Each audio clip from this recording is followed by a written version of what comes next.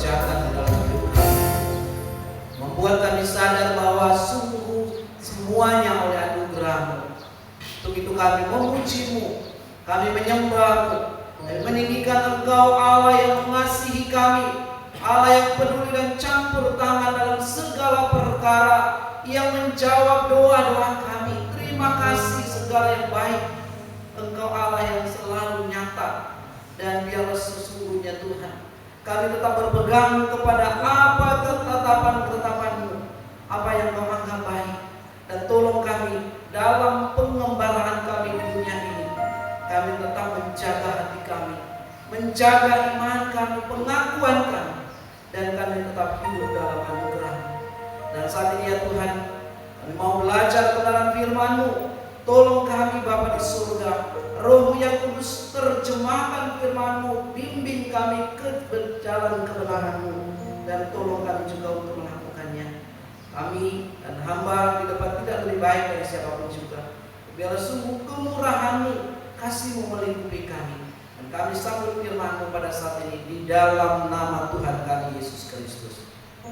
Amin. Silakan duduk, Bapak Ibu Saudara dikasih Tuhan. Terima kasih tim pemuji yang boleh mengarahkan kita dalam memuji menghadap Tuhan. Saya sapa shalom. Shalom. Sudah cita hari ini. Keadaan sehat semua? Amin. Ya, soalnya agak mungkin karena musim masih pancaroba ini. Ya, baik. Saya percaya bahwa kita semua diberkati dan ditolong oleh Tuhan di hari-hari yang berat ini, tetapi di dalam Tuhan selalu kita mampu katakan bersama Yesus kita dapat melakukan segala perkara. Baik, kita akan belajar tentang firman Tuhan pada hari ini tentang menghargai hak kesulungan. Mari membaca dalam Kejadian pasal yang ke-25.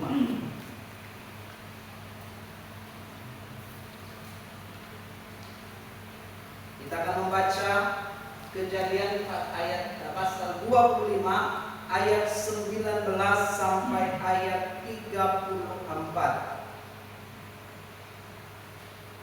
Saya akan membacakan pada ayat yang ganjil, Bapak Ibu Saudara, ayat yang genap, dan pada ayat yang ke-34 kita akan baca bersama-sama. Esau dan Yakub. Inilah riwayat keturunan Ishak, anak Abraham. Abraham memperanakkan Ishak. Dan Ishak menemukan Abraham ketika Ribka anak Betuel orang Aram dari padang Aram, saudara perempuan Laban orang Aram itu, diambilnya menjadi istri. Berdoalah Ishak kepada Tuhan untuk istrinya, sebab istrinya itu mandul. Tuhan mengabulkan doanya sehingga Ribka istrinya itu mengandung. Tetapi anak-anaknya berkelap-kelapan dalam rahimnya, dan ia berkata, jika demikian halnya, mengapa aku hidup? Dan ia pergi meminta petunjuk kepada Tuhan. Firman Tuhan kepadanya, dua bangsa ada di dalam kandunganmu, dan dua suku bangsa akan berpencar dari dalam rahimmu. Suku bangsa yang satu akan lebih kuat dari yang lain, dan anak yang tua akan menjadi hamba kepada anak yang muda. Setelah ke-6 harinya untuk bersalin, memang anak kembar yang di dalam kandungannya. Keluarlah yang pertama, warnanya merah, seluruh tubuhnya seperti jubah berbulu. Sebab itu ia dinamai Esau. Sesudah itu keluarlah hatinya, tangannya memegang tumit Esau, sebab itu ia dinamai Yakub.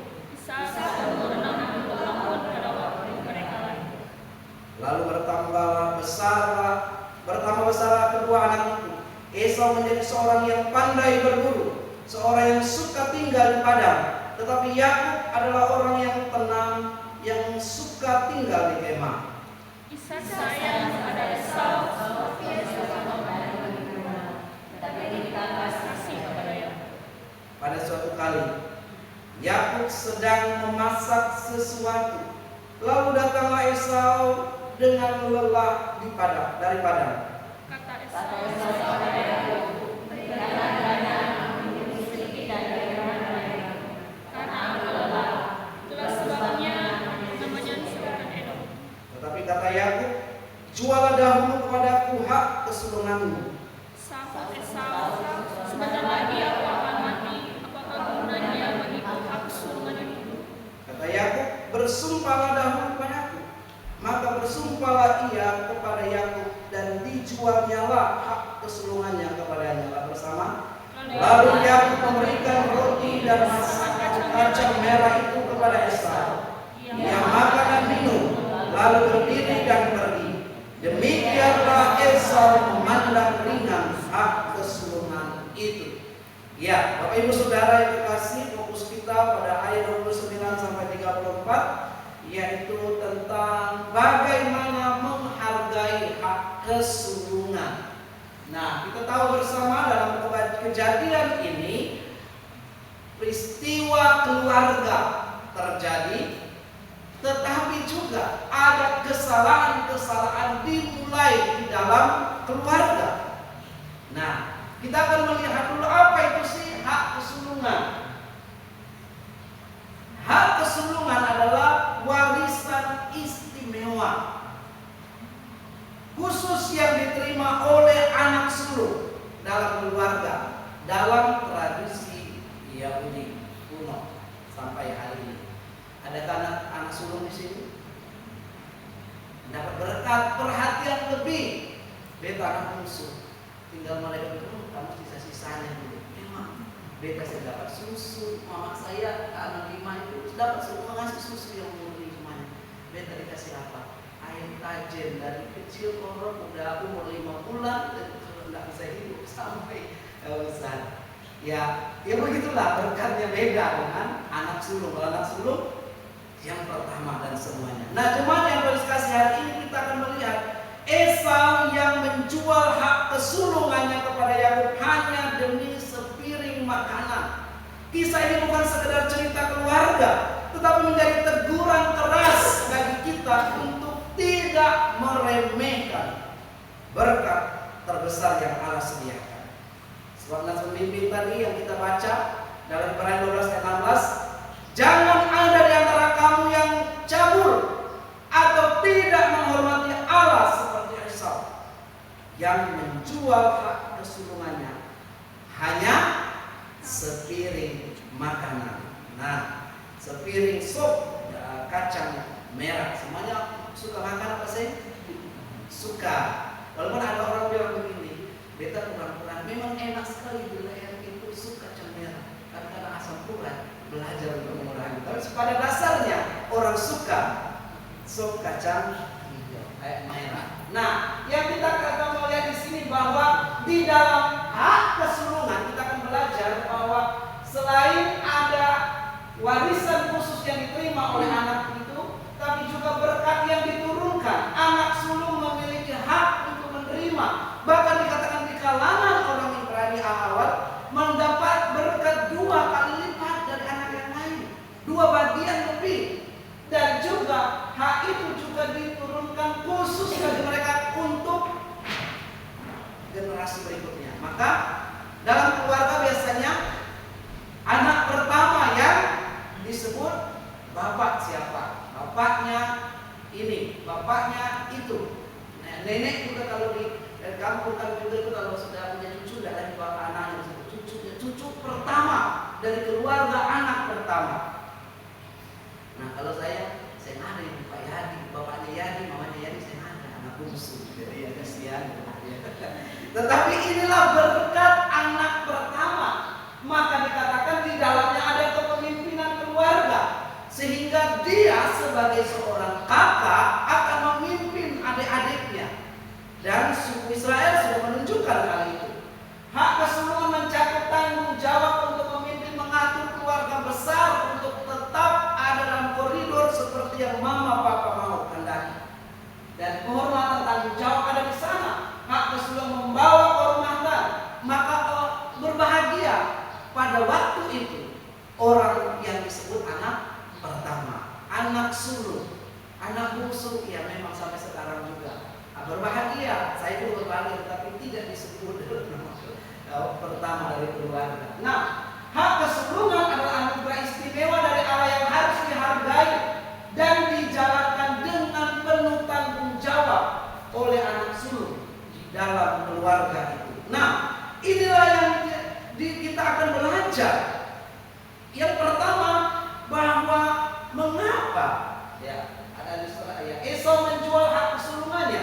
Dikatakan di situ kita membaca tentang bagaimana Esau sebagai anak sulung menjual hak kesulungannya kepada adiknya Yakub. Esau menganggap hak kesulungan tersebut tidak berharga baginya.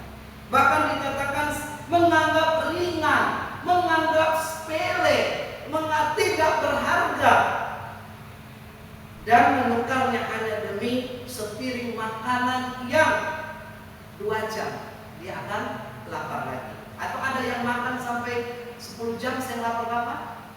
Pasti kita kalau makan itu paling lama 2 jam lapar lagi. Apalagi kalau bubur kacang merahnya itu yang ada banyak kuahnya.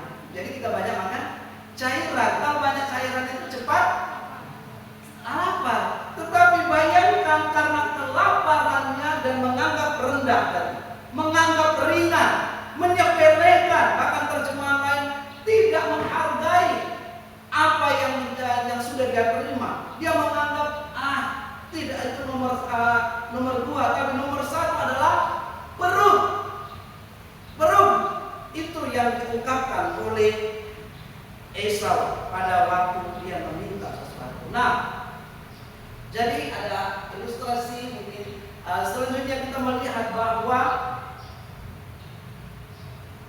hak kesulungan adalah istimewa. Jangan sampai hak kesulungan adalah warisan istimewa. Maka hak kesulungan merupakan warisan itu harus dipertanggungjawabkan. Jangan dianggap sepele. Dikatakan bahwa bagian ini dalam budaya kuno orang Israel, anak sulung dapat warisan dan harusnya dia sangat memegang nama keluarga. Hak istimewa yang akan diberikan kepada dia dan dia bangga menjadi seorang brother atau kakak tertua.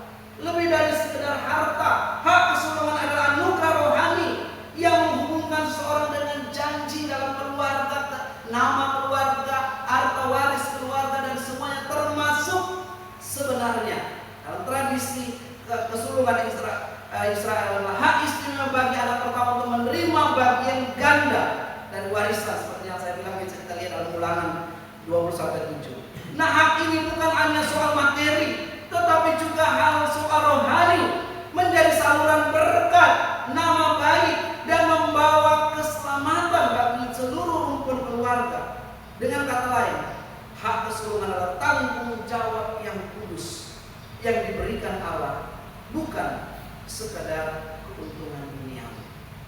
Ini yang harusnya dipahami oleh Esau sebagai abang tertua. Tetapi rupanya dia menganggap sepele, saya ada harganya. Bagi kita sekarang, lebih lanjut bahwa dikatakan Roma 8 ayat 29, hak kesulungan sekarang lebih cenderung bahwa setiap orang yang percaya kepada Kristus Yesus dipanggil menjadi, dikatakan apa? Yang sulung dari banyak saudara. Berarti kita adalah yang sulung, artinya setelah Israel dipilih, tapi oleh orang di dalam Yesus, kita yang saudara yang sulung juga. Yesus memang pertama bangkit, tapi juga kita diselamatkan dan kita menjadi banyak saudara yang lain nanti. Nah, saudara yang terkasih, seorang pewaris perusahaan besar, perusahaannya rela menukar saham keluarganya demi uang dan kesenangan sesaat.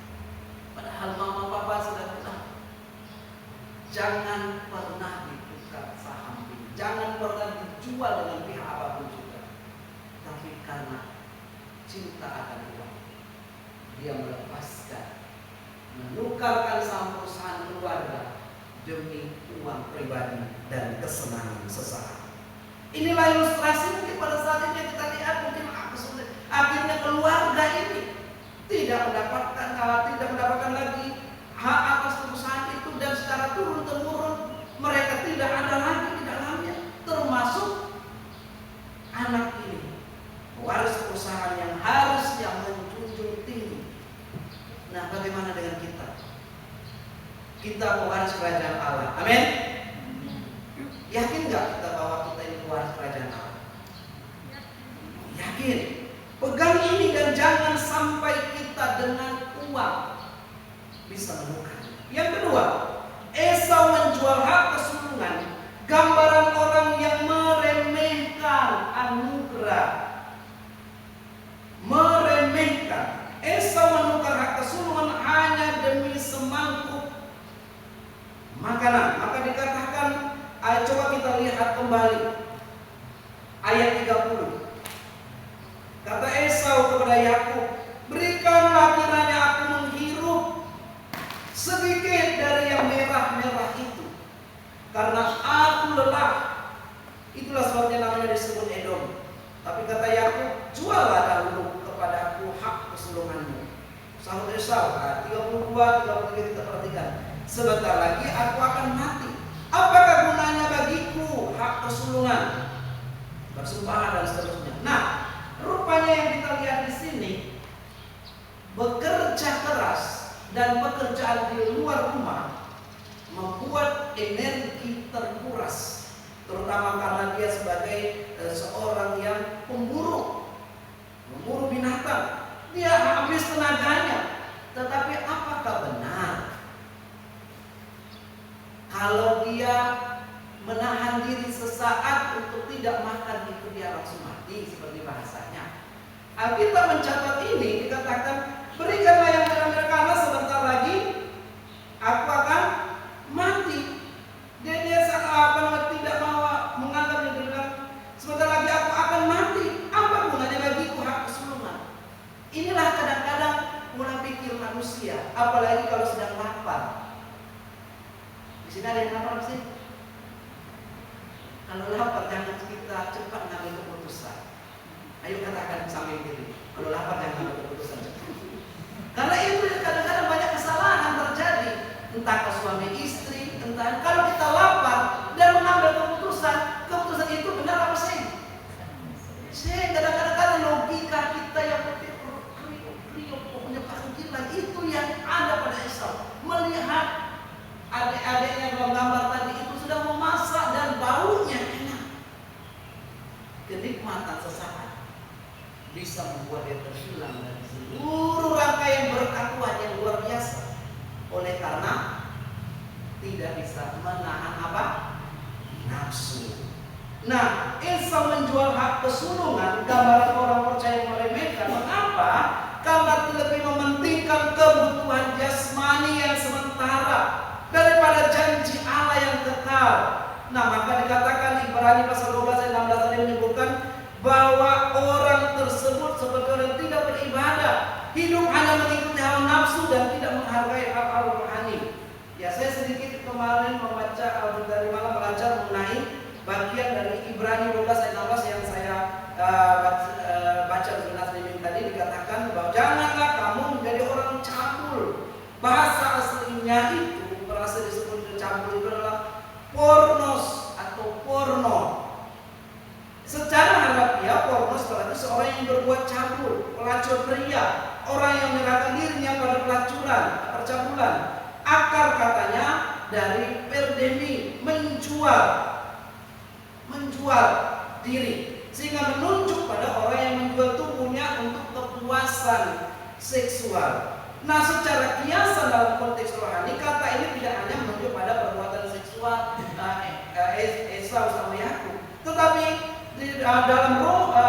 dalam kitab Ibrani ini menyampaikan Esau disebut pornos bukan karena ia melakukan dosa seksual, tapi karena ia memperlakukan hak kesulungannya yang murni, yang harusnya dihargai, yang harusnya dipegang, yang harusnya dia pertahankan, tapi menganggap rendah, seolah-olah hanya untuk memenuhi kebutuhan sementara makanan.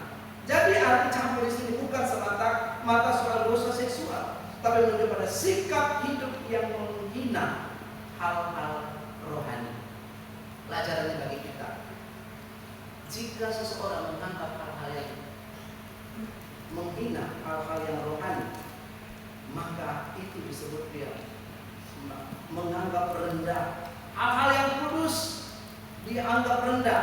Esau dijadikan contoh ini karena dia sungguh menganggap rendah hak istimewa itu. Orang yang menghina kekudusan, hak yang telah diberikan sebagai hak sulungnya, dan juga nama baik keluarga, dia rela tukarkan demi kepuasan sesaat. Bukan sekedar hanya seksualitas, tetapi sikap hati yang proban, dangkal, tidak menghormati dan tidak mau menghormati nama keluarga. Nah, Bapak Ibu Saudara yang dikasihi dalam Tuhan, inilah yang disebut dengan bagian ini. Maka pelajaran bagi kita pentingnya hak kesulungan. Jangan sampai kita menjual kesulungan kita demi apapun juga. Jemaat yang kita ingatkan untuk selalu menjaga dan tetap menerima hak kesulungan mereka. Jadikan ini sebagai prioritas utama dalam hidup. Nah, kita akan melihat berikutnya bahwa jangan seperti Esau, hindari contoh seperti Esau. Jangan meniru tidak Esau yang menjual hak kesulungan demi sepiring makanan. Jangan menjual imanmu. Nah, itu pujian bangkit sebenarnya. Alat karena 3 hal. Apa? Tahta, cinta, dan harta. Nah, yang sudah berkeluarga tentu cintanya tidak mungkin dijual karena sudah bertahan. Tetapi ingat, jangan menjual iman oleh karena harta, tahta, dan cinta. Nah, maka yang kita lihat di sini, Esau adalah contoh yang lebih mementingkan kepentingan jasmani daripada berkat rohani. Demi sepiring kacang merah yang rela menyerahkan hak yang paling mulia, Esau menukarnya. Kekekalan ditukar dengan kesementaraan, sehingga dia tidak mendapatkan. Dia menangis melengek-lengek. Ayah berikanlah, pada akhirnya berkat itu. Tetapi ayah yang karena bisa, saya nggak tahu. Istilahnya kalau bahasa Sunda itu dia bukan orang Ambon. Kalau saya bahasakan, tidak ada lagi berkat anakku. Berkat itu sudah saya turunkan kepada adikmu yang mengaku diri pada waktu dia diberkati. Nah, ilustrasinya bisa kita lihat bahwa Esau menjual hak kesulungan, gambaran orang yang meremehkan segala. Sebagaimana dikatakan bahwa ketika kita tidak mau muliakan Tuhan dan menganggap segala satu benda, ya ini ada seorang pemudi Kristen, tapi saya ada di kota Ambon, amin, di tempat lain pernah memang saya alami, dan pernah saya baru saja dikatakan saksi, aku percaya, dan mana itu keluarnya dari mulut, tapi asbun. Ketika ada cowok yang katanya anak orang kaya, punya perusahaan, punya mobil, omnya dan keluarganya untuk membawa sawit. Membawa sawit maksudnya lain keluarga yang usaha dengan sawit. Dia rela menjual imannya sebagai pemudi Kristen, berpelayan Tuhan, karena melihat pemuda pajil, ganteng, berdasi lagi. Inilah realita yang ada. Daripada pendeta senada jodoh, lalu pemudi di sini jangan mau kata itu ya. Daripada senada jodoh lebih baik 2 kalimat sahabat saya ucapkan. Saya sedih waktu itu, tapi kok begitu mudahnya menjual semuanya sebagai percaya. Apa jawabannya? Cinta. Berdoa ya supaya nanti semuanya dibawa kepada Tuhan. Dan itu amin. Tetapi kalau saya lupa, tahu sendiri yang memberkati kata gimana? Kadang-kadang perkataannya seperti manis. Realita yang terjadi meremehkan. Yang bagian yang ketiga yang terakhir, Esau menghargai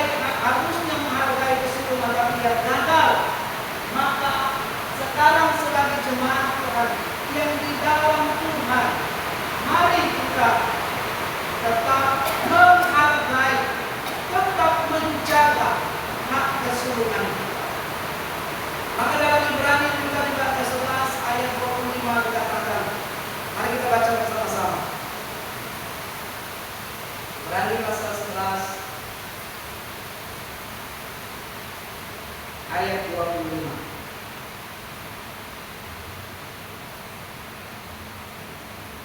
Satu, dua, tiga. Jagalah supaya kamu jangan menolak Dia yang berfirman. So, jikalau mereka yang menolak Dia yang menyampaikan firman Allah ini tidak luput, apalagi kita jika kita berpaling dari Dia yang berbicara dari surga. Dan di bagian lain juga dikatakan, janganlah kamu menolak kasih karunia Allah, karena keselamatan sudah menanti besar bagimu. Nah, saudaraku yang terkasih dalam Tuhan Yesus, apakah kita mau menolak kasih karunia Allah? Allah telah menyelamatkan kita, dan kita adalah warga kerajaan Allah. Hargailah setiap hak yang sudah Tuhan berikan. Jangan pernah menjual, jangan pernah menukar hak istimewa itu. Walaupun dalam keluarga, ya seperti tadi kita ada musuh, tetapi di dalam Tuhan kita sudah istimewa. Amin. Maka dari sekolah minggu tadi, aku istimewa, setiap anak di hadapan Tuhan istimewa, mulia, dan Tuhan memberikan yang terbaik. Jadi Esau terabaikannya. Tapi mari kita melihat di sini hak kesulungan adalah berkat istimewa dari Allah. Katakan dalam diri, saya istimewa menjadi anak Tuhan. Jangan pernah meremehkan karena menjadi orang Kristen. Kadang-kadang ada orang berpikir, saya nggak apa-apa, di mana-mana selamat kok. Bahkan ada orang apa? Banyak jalan menuju Roma. Banyak nanti juga bisa kembali kok kepada Tuhan dan seterusnya. Tapi ingat, itu sudah meremehkan kasih karunia Allah. Ketika juga kita sudah diselamatkan, kita bermain-main dengan dosa. Maka peringatan Ibrani pasal 12 ayat 16 dikatakan tadi, mengingatkan jemaat jangan sampai di antara mereka ada yang berpikir rendah tentang keselamatan itu.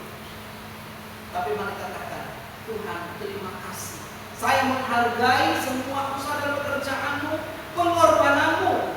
Saya belajar untuk mematuhi apa yang Tuhan kehendaki, sehingga saya tidak disebut sebagai poros, orang yang menganggap rendah hak kesulungannya sebagai orang yang sudah diselamatkan.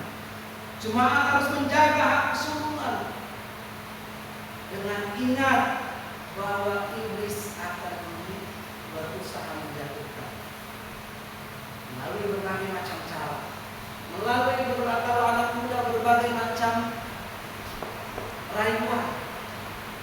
Kalau anak-anak pemudi itu lemahnya di mana? Banyak kali di telinga. Ingat, kalau ada laki-laki yang merayu-rayu terlalu berlebihan, itu bukan yang benar dalam Tuhan.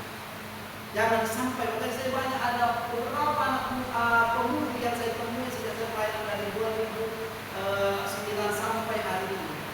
Gagal mudah memakan rayuan, suka merah itu. Nah, tapi berbeda dengan yang dulu hanya makanan itu. Orang tua, dia bisa menjaga saya. Tuhan, kekayaannya nanti bisa turun menurun. Tetapi akhirnya seseorang datang, saya menyesal hidup saya berantakan. Bahkan saya kalau tidak ada rokok di atas meja, kopi di atas meja, saya ditempel, saya dikata-katain, asal saya di pokok belakang tidak benar. Terus ada seorang ibu yang mendengar itu, mama sendiri bilang, ya sudah anak itu pilihanmu. Nah, kalau dulu sudah sebagai pelayan, engkau dulu sebagai pelayan sekolah minggu, pelayan remaja, tetapi ketika engkau meninggalkan Tuhan, saya sakit waktu itu. Tapi karena sudah pilihan, kembali kepada Tuhan kalau kau bisa. Tapi Allah masih buka hatinya. Tapi saya berkata itu pilihan Esau untuk menjual hak kesulungannya membuat dia direndahkan oleh saudara-saudaranya. Jadi jagalah warisan. Warisan terbesar kita apa sih? Iman. Wariskan iman itu kepada generasi berikutnya. Pengakuan kita kepada Yesus. Jangan karena tahta, jangan karena harta sama sekarang. Itu bukan hanya makanan saja. Maka firman Tuhan berkata, Tuhan jangan biarkan saya kelaparan membuat saya mencuri. Jangan juga saya berlebihan, Tuhan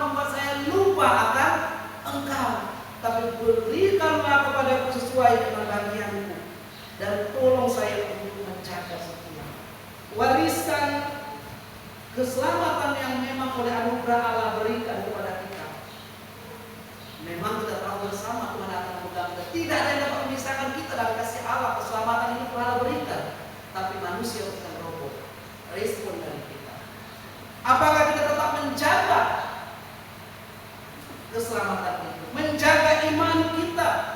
Apakah kita menganggap seperti Esau, rendah, sepele? Bagi saya sama. Di mana-mana mau sembahyang di mana saja boleh. Bagi saya dan seterusnya. Jadi, saudara jemaat yang Tuhan Yesus kasihi, dalam hal ini Allah menghendaki bagi kita hargai dan tetap pertahankan sampai kapan. Amin. Saya mengajak kita jangan seperti Esau, hargai hak kesulungan itu. Saya bangga. Kalau di anak tahun kemarin kita bilang kepada mereka, katakan saya bangga menjadi murid Tuhan. Anakku sampai sekarang jangan pernah lepaskan kepercayaan. Mungkin kita juga perlu komitmen. Pada saat-saat yang berat, jangan pernah tinggalkan Tuhan.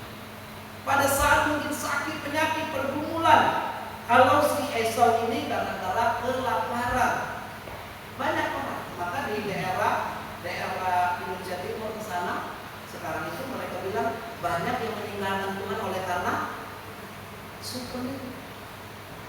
Karena kami yang ada di sana menyampaikan oleh karena sembako mereka mau dan meninggalkan keseluruhan mereka bersama dan mulai berkata yang mudah-mudahan dan di mana saja bisa selamat. Betapa miris dan menyedihkan ketika kita menganggap rendah kasih karunia Allah. Betapa miris dan menyedihkan ketika kita menganggap rendah bahwa kita sudah diselamatkan oleh Tuhan. Karena Yesus membayar hidupmu, aplikasinya seharga siapa? Dirinya sendiri. Dia mengorbankan segala-galanya bagi saya dan bagi saudara. Jangan pernah kita menganggap sepele. Hargai, pertahankan hal itu. Maka bagian yang terakhir, hak kesulungan adalah anugerah hak berharga yang harus dijaga dan dipraktekkan oleh jemaat GMI di Genesaret. Dengan apa? Memprioritaskan, mempraktekkan hidup sesuai dengan firman Allah. Jemaat dapat mewarisi janji-janji Allah dan turunkan kepada generasi berikutnya. Perkatakan pada orang lain, engkau sudah diselamatkan, mari kita senantiasa hidup dalam anugerah itu. Dan jangan pernah tinggalkan Tuhan. Bapak Ibu Saudara yang terkasih, hak kesulungan, anugerah istimewa itu telah Allah nyatakan bagi kita melalui Yesus Kristus. Dia sudah menyelamatkan kita. Dan jangan biarkan oleh karena jodoh, oleh karena harta, oleh karena kedudukan kita meninggalkan Tuhan. Satu waktu pernah kesaksian seorang anak Tuhan, seorang insinyur di tengah-tengah perusahaan di bidang proyek besar, saya lupa namanya, proyek besar. Dia bilang begini, saya pernah dibilang, itu yang membuat karirnya tidak naik karena kau orang Kristen. Terus jawabannya apa? Dia saksikan begini, walaupun karirku tidak naik secara lembaga oleh karena ditahan masalah agama saya, tetapi saya tetap berdiri kokoh. Toh jabatan, uang, saudara-saudara hanya sementara. Ya, saya melihat kata-kata saya tidak akan pernah meninggalkan iman saya, walaupun jabatan pahit. Milikilah sikap seperti itu. Jangan seperti Esau yang dengan remeh menganggap keluarga Allah, keselamatan dalam Tuhan bisa dijual atau diberikan kepada semuanya. Mari kita berdoa. Bapa kami dalam kerajaan surga, terima kasih Tuhan bahwa Engkau telah menganggap kami istimewa dan hak kesulungan yang Kau telah berikan kepada Esau, dan Esau menganggapnya sepele, menjadi peringatan bagi kami jemaat di Genesaret.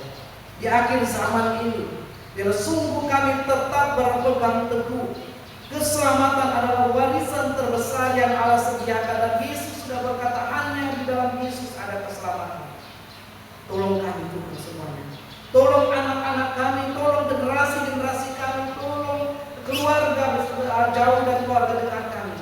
Supaya jangan pernah menukar Yesus dengan kesenangan yang fana. Supaya kami sebagai jemaat Tuhan diingatkan dengan kisah ini. Anugerah terbesar dari Allah kami jaga, kami hargai, dan kami terus mencari apa yang mendatangkan kebaikan. Dan kami tidak mau menukarnya dengan kesenangan-kesenangan sesaat ini. Sebab siapa yang setia, menghargai hak keseluruhan, akan menerima janji keselamatan. Dan kami tidak mau seperti Esau yang menjual keseluruhannya karena kesenangan sesaat. Tuhan berjalanlah bersama dengan kami. Tuhan berjalanlah bersama dengan jemaat. Tuhan berjalan bersama dengan anak-anak di tengah-tengah jemaat dan keturunan-keturunan berikutnya, supaya kami tetap berpegang teguh pada firman, tetap berpegang teguh dalam janji keselamatan dan tidak pernah lari dari Tuhan. Terima kasih Tuhan. Ampuni dosa dan kesalahan kami. Tolong kami Bapa. Dalam nama Tuhan kami